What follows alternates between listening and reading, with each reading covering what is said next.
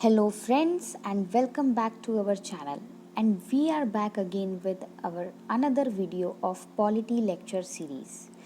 ये हमारी polity series का 5th लेक्चर है। इससे पहले के जो भी वीडियो लेक्चर्स हैं उनमें हमने 1773 के चार्टर एक्ट को, 1781 के अमेंडिंग एक्ट को, 1784 के पिट्स इंडिया एक्ट को और चार्टर एक्ट ऑफ 1813 को डिस्कस किया है।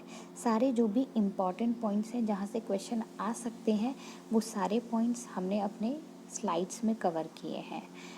हमने अननेसेसरी स्टफ़ जो है वो अपने वीडियोस में ऐड करने की बिल्कुल कोशिश नहीं की है, तो प्लीज़ आप उन वीडियोस को रेफ़र करें। वो काफ़ी कंसाइज और काफ़ी टू दी पॉइंट नोट्स हैं, उससे ज़्यादा आपको जानने की कोई ज़रूरत नहीं है। अब बात करते हैं चार्टर एक्ट ऑफ 1833 की। देखिए, जो सबसे ज़्यादा इम्पॉर्टेंट एक्ट्स हैं, जैसे एक्ट ऑफ 1935, ठीक, 1919 का एक्ट, 1909 का एक्ट, इस तरीके से जो बहुत ज़्यादा इम्पॉर्टेंट एक्ट्स हैं उन्हीं में से एक इम्पॉर्टेंट एक्ट है 1833 का चार्टर एक्ट। गवर्नर जनरल जो थे इस टाइम पे वो थे lord William Bentinck. Charter act of 1833 की इम्पोर्टेंस की बात करें तो सबसे मेन जो इम्पॉर्टेंट पॉइंट आपको याद रखना है वो ये है कि सेंट्रलाइजेशन की तरफ ये पहला कदम था ब्रिटिश गवर्नमेंट का। पूरे इंडिया को सेंट्रलाइज करने के लिए कुछ पहला ऐसा एक्ट लाया गया था जहाँ पे सिर्फ उन्होंने कंपनी के पॉइंट ऑफ व्यू से नहीं सोचा था, जहाँ पे सिर्फ उन्होंने एक ट्रेड के तरीके से नहीं सोचा। अब वो यहाँ का एडमिनिस्ट्रेशन संभालना चाहते थे। अब वो केवल बंगाल, मद्रास या और जो बाकी प्रेसिडेंसीज़ थी केवल उनके बारे में नहीं सोच रहे थे, अब वो पूरी इंडिया के बारे में सोच रहे थे। तो हम कह सकते हैं कि this is the first step toward centralization in India. First time government of India having authority over entire territorial area possessed by the British in India। एक जो बड़ा चेंज किया गया वो ये था कि गवर्नर जनरल ऑफ बंगाल जो कि लॉर्ड विलियम बेंटिक थे उन्हें गवर्नर जनरल ऑफ इंडिया बना दिया गया।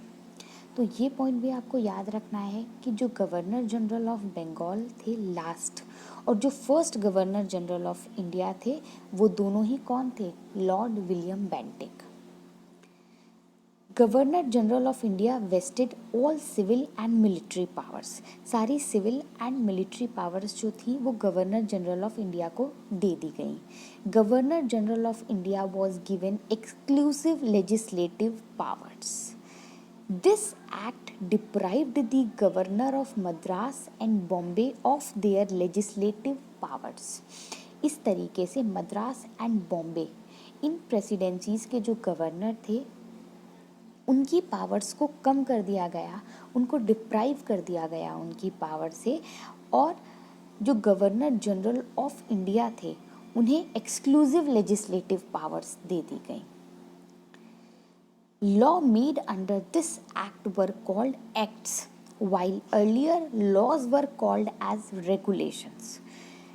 पहले जो भी एक्ट्स पास होके आते थे उनके अंडर में जो भी लॉ बनाया जाता था उनको रेगुलेशंस कहा जाता था। बट अब 1833 से क्या होने लगा कि जो भी लॉज बनाए जाने थे इस एक्ट के अंदर उनको एक्ट कहा जाने लगा। This act ended complete monopoly of trade with China and in tea। इससे पहले के वीडियो लेक्चर 1813 का जब हमने चार्टर एक्ट डिस्कस किया था तो उसमें मैंने आपको बताया था कि उस टाइम पे इंडिया में कंप्लीट मोनोपोली जो थी ट्रेड के ऊपर उसको एंड कर दिया गया accept China and T. But 1833 के एक्ट में क्या हुआ कि कंप्लीट एंड हो गया ट्रेड मोनोपोली का, चाहे वो चाइना के साथ हो, चाहे इंडिया के साथ हो, चाहे टी में ट्रेड हो। Now company become purely administrative body. अब इस एक्ट के कुछ इम्पॉर्टेंट पॉइंट्स हैं जो आपको एज इट इज़ याद होने ही चाहिए।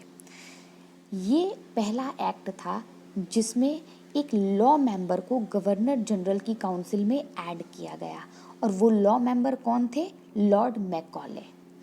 This act also attempted introduction of open competition for selection of civil servants।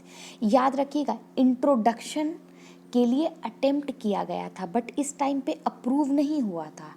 Open competition होना चाहिए सिविल सर्वेंट्स के सिलेक्शन के लिए। मींस जिस तरीके का आप ऑल इंडिया सर्विस देखते हैं, आज कोई भी पार्टिसिपेट करता है इस तरीके की चीज़ें, इस तरीके का ही उस टाइम पे सिस्टम लॉर्ड मैकॉले ने सजेस्ट किया था।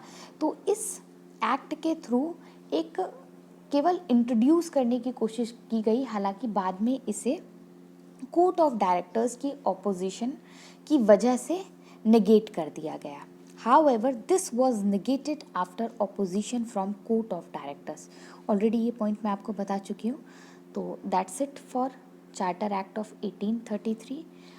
होप सो आपको हमारे वीडियोस अच्छे लग रहे होंगे। अगर अच्छे लग रहे हैं तो प्लीज़ हमारे चैनल को सब्सक्राइब करें, कमेंट करें, लाइक करें एंड शेयर करें। Thank you.